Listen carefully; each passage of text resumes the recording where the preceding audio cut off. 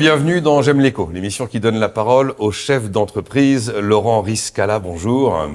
Bonjour Nicolas Dose. Vous êtes cofondateur et PDG d'Ecoxia, entreprise de construction de maisons bas carbone et haut confort. On pourrait résumer ça en éco-construction.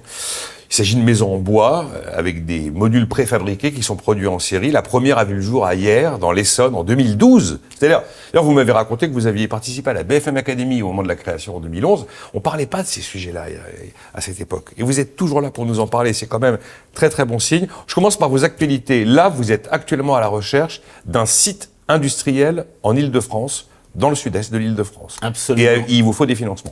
Et il nous faut des financements. Voilà, si vous voulez, comme vous le rappeliez, ça fait plus de 12 ans qu'on est opérateur sur le marché de la construction neuve bas carbone. On était très en avance sur le marché, donc on avait adopté un modèle qui nous a permis de tenir, très économique, pas de coût fixe. Et aujourd'hui, changement de paradigme total avec la réglementation RE 2020. On va y revenir, vous inquiétez pas. Qui soutient notre innovation.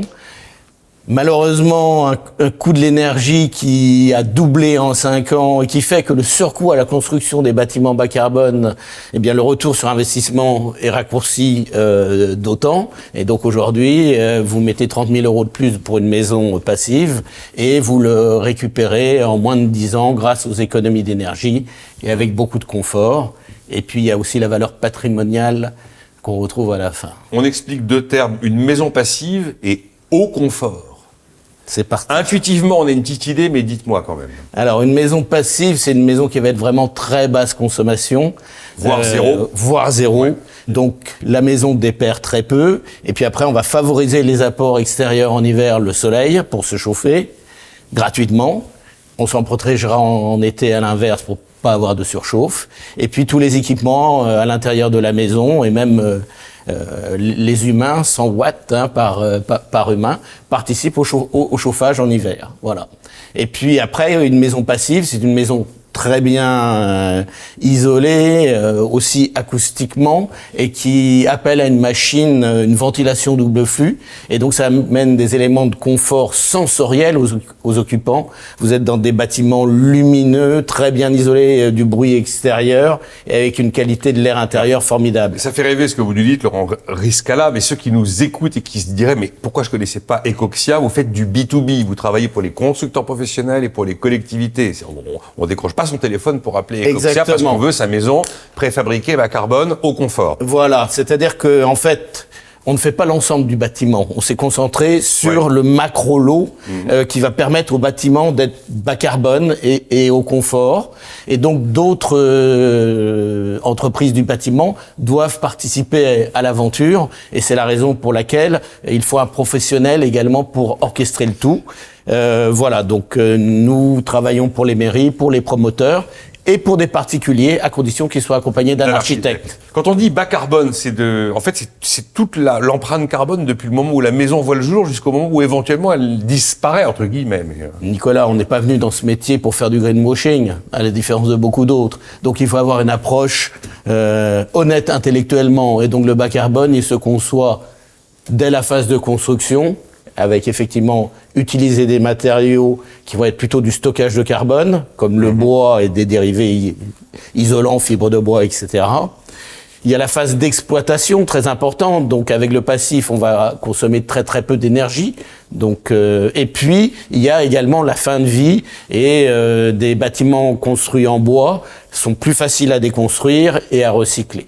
Donc vraiment, on mesure, nous, le tout depuis, voilà, du berceau à la tombe, comme on dit. Oui, mais c'est le cycle du produit dans son intégralité. Exactement. Et vous êtes à l'origine d'un concept innovant dit d'enveloppe intelligente. Voilà. Qu'est-ce qu'il faut comprendre derrière ce concept innovant? Comme on l'a dit, on s'est aligné sur un label privé d'origine allemande et suédoise. 2 universités ont mis au point le concept de passif dans les années 90. Et c'est de la haute performance. Donc, pour atteindre la haute performance, il faut avoir une approche systémique. Et donc, notre innovation d'enveloppe intelligente, l'idée à la base, c'est de regrouper dans un macro-lot tous les lots qui vont faire la performance énergétique. Comme disait notre instructeur de l'ADEME lorsqu'on a été lauréat du programme d'investissement d'avenir en 2016, Ecoxia, l'enveloppe intelligente, c'est tout pour le passif et rien que le passif. Voilà, l'idée principale, elle est là. Le bois, et après le bois, la préfabrication qui permet une qualité de réalisation bien supérieure. Vous comprenez que travailler sur un chantier, poser une fenêtre quand il vente et il pleut, c'est pas l'idéal. Donc là, tout le monde travaille au chaud, en sécurité, et les éléments sont ensuite acheminés par camion et posés en quelques jours pour un bâtiment, même de 1000 mètres carrés, en 2 semaines c'est fait, comme le centre de loisirs, premier centre de loisirs réalisé en France, passif, à Ouassery. Et on remercie la mairie encore une fois de nous avoir donné notre chance.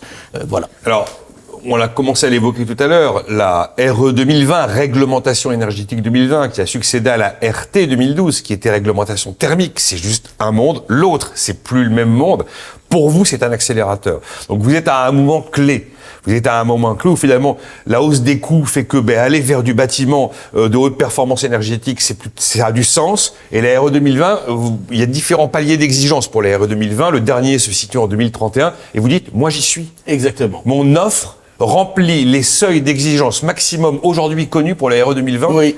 Et c'est le message que vous envoyez aujourd'hui aux constructeurs. Voilà, on a travaillé là pour un bailleur social dans l'Essonne.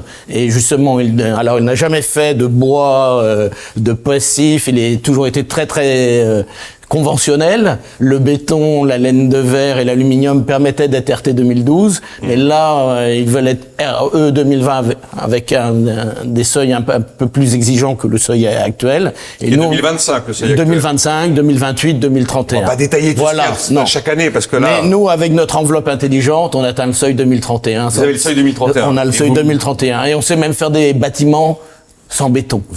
Oui. Les fondations, ce sont des pieux métalliques vissés dans le sol, donc il y a un petit peu de métal, et ensuite tout le reste est en bois. Donc vous voyez la différence. Et donc vous me disiez que le seuil 2031 de la RE 2020, c'est le dernier seuil connu aujourd'hui. Exactement. D'accord. Voilà. Mais alors, j'entends très bien tout ça. C'est l'aube d'Ecoxia, le soleil se lève, comme vous dites là maintenant. Le monde s'ouvre à vous. Voilà, exactement. Et vous vous rendez compte que le monde s'ouvre à vous à un moment où les taux d'intérêt s'emballent, où la construction neuve est en train de connaître un coup d'arrêt complètement inouï, où on se dit que ceux qui faisaient de la construction se demandent s'ils vont pas faire de la rénovation et que de la rénovation parce qu'ils sont dans un brouillard incroyable. Absolument. Donc le jour se lève, mais le brouillard est là. Voilà, mais c'est peut-être le soleil de Serlitz. Bah quand même, là, le moment tout mais chaud pour le neuf. Bien sûr. Et encore une fois, honnête intellectuellement, il va y avoir de moins en moins de neuf dans nos pays occidentaux. Il y a foison de bâtiments, la démographie, les changements démographiques font que, oui, il va falloir faire surtout de la réhabilitation.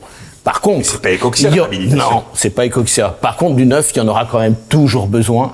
Et là, il doit être véritablement exemplaire. Et ça, c'est Ecoxia. Je vais vous donner juste un petit exemple. Il y a des gens qui étaient intéressés par notre solution, qui se sont dit, c'est trop cher, on va faire de la RT 2012. Et ben aujourd'hui, ils pleurent. Ah oui. Bah oui, parce que ce qu'ils pensaient économiser, finalement, ils l'ont perdu en charge de consommation énergétique, n'est-ce pas? Et puis, ils vont devoir faire une rénovation de leur maison qui a moins de 10 ans, dans les 10 ans à venir. Sinon, c'est la valeur patrimoniale, la valeur verte qui va s'effondrer. Donc voilà, aujourd'hui, l'enveloppe intelligente, c'est non seulement du bas carbone, du haut confort, mais c'est aussi le choix intelligent, rentable. Puisque rentable. Je sais. Vous misez un peu au début. Il fallait le dire aussi. J'avais oublié. Vous misez un peu plus au début. Vous économisez tout au long de la vie du bâtiment en économie d'énergie. Vous gagnez en confort. Et vous récupérez encore une fois la mise à la fin grâce à la valeur verte. Merci. Merci Laurent Riscala, le cofondateur et PDG d'Ecoxia. Merci Nicolas.